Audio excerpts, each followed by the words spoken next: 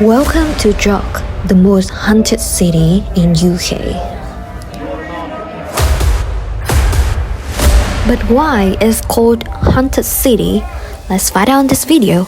Or maybe let's find out something that's not too haunted in this city.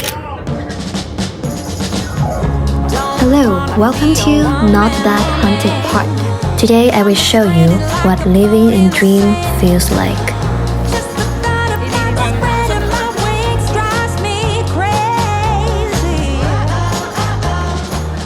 It was a sunny autumn day when we arrived in Jock. Even though the weather is a little bit cold, maybe not a little bit, pretty cold, it didn't let that stop us. We left the house early in the morning and met at Jock train station at around 9:30. Jock is one of the oldest cities in UK. We decided to travel here because it is the nearest city from Nottingham. Yeah, we are all international students in Nottingham Trent University. Most of us are postgraduate, so we just have like 1 year here, so we just want to make the most use of our time here to travel, to learn, to meet new people. So that's why we decided to travel. Like, this is literally our first trip.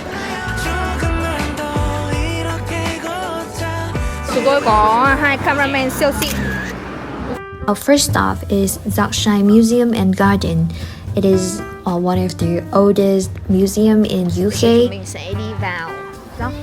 We just love the vibe here. There are different kinds of flowers, the grass here, and also the sun. That's beautiful. Such a beautiful day. Okay, let's talk a little bit about its history and its name. Why it is called the most haunted city in Europe? Well, as far as I have researched, it's because of its deep and turbulent history. With layers of Roman, Viking, and medieval occupation, the city has witnessed countless episodes of conflict, disease, and public execution. Many of its oldest buildings, including pubs, houses, and city walls, are reported home to over 500 different ghosts. There are different kinds of stories about the ghosts in Jock. As a simple explanation, it's called haunted city because so many people died here. That's why. And given its reputation as the haunted city, Jock is full of shops selling ghost-themed items with the cute little ghosts often displayed along the streets. You can buy it as a souvenir when you come to Jock. This is one of the signatures in Jock.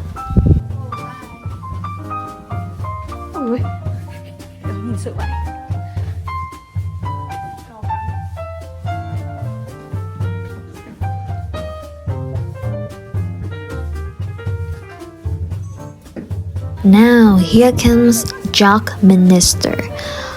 Actually, it was just like blow my mind when I first saw this building. Wow, đẹp quá à. Do you know how long did it take to complete this building? 1 year? 5 years? 10 years? 100 years? No. It is actually like 250 years from 1220 to 1472. Jock Minster can be considered as the heart of Jock. It is famous worldwide as one of the largest and finest Gothic cathedrals in the Northern Europe.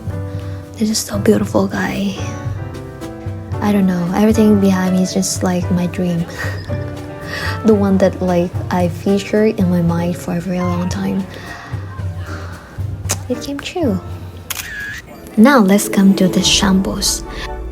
Are you the fan of Harry Potter? It features picturesque narrow lanes with timber frame building that overhang the street. In the past, it was the Street of Butchers, and today, it is famous for its unique appearance, but is sometimes cited as the inspiration for the Diagon Alley in the Harry Potter stories.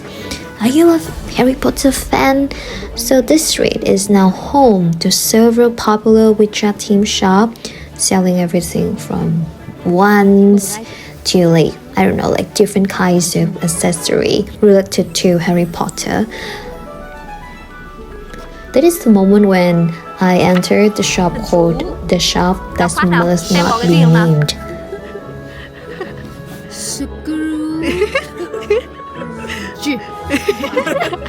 Tiếp theo này. Specialis Revelio. Ok. Đọc. Tuyệt vời. I just love the vibe here. It's cozy, a little bit magic.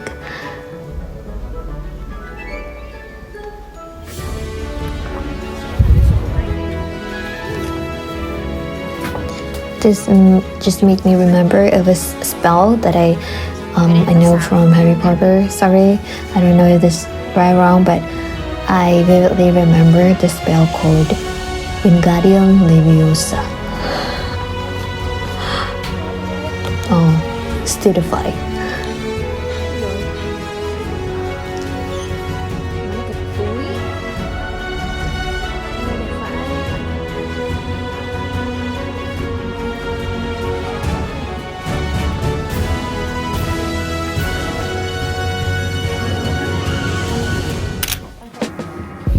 One very special singular joke is chocolate. Besides Haunted City, something like that, Zog had a very cute nickname. It is the Chocolate City because it was the industrial home of several world-famous confectionery companies like Routry's or Terry's. That is the reason why there are lots of candy shops open along the streets. We went to a chocolate store to buy some chocolate and it was delicious. I really love the salted caramel flavor. It was so good.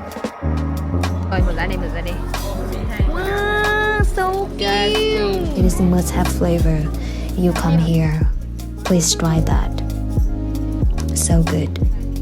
There is a small market near the shambles and we decided to have lunch there. They sell different kinds of dishes from different countries and we decided to try fish and chips, a traditional English dish.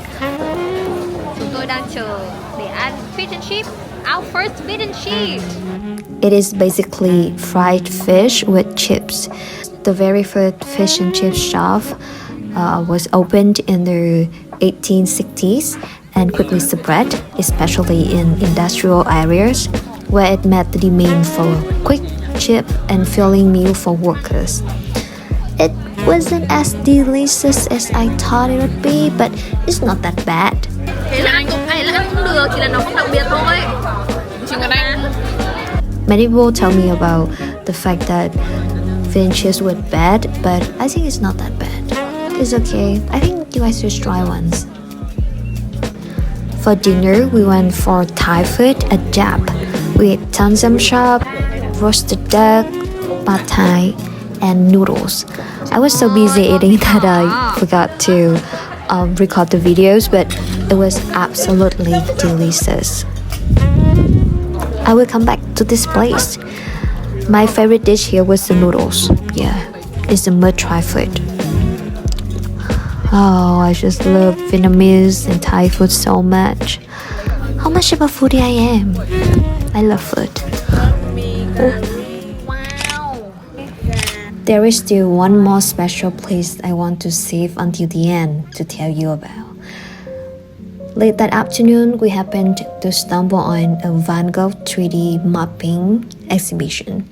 To be honest with you guys, one of the things that I have wanted to do while studying abroad is visit this kind of exhibitions because each one is conducted differently and offers something unique. I attended some like kind of similar ones in Vietnam, but I also want to experience others in different countries. I have many more stories to share from this exhibition. However, I will save those to share with you in more details in a separate video. I will collect all of the videos that I attended different kinds of exhibitions, and I will tell you in another video. I just want to say that the moment I walk into the exhibition, my whole body would fill with, I don't know why, it's kind of a sense of happiness because something I had dreamed of has come true. That was so meaningful for me.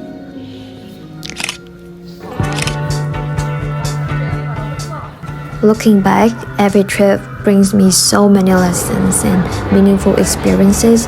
I get to meet new friends, share and learn more. I also understand myself better. I know my time in UK is limited, just 1 year, so I'm taking every opportunity to experience as much as possible. I'm truly grateful for everything I have at the moment. Thank you guys for being here. Thank you for watching the video all the way to the end. Bye bye. See you in the next video.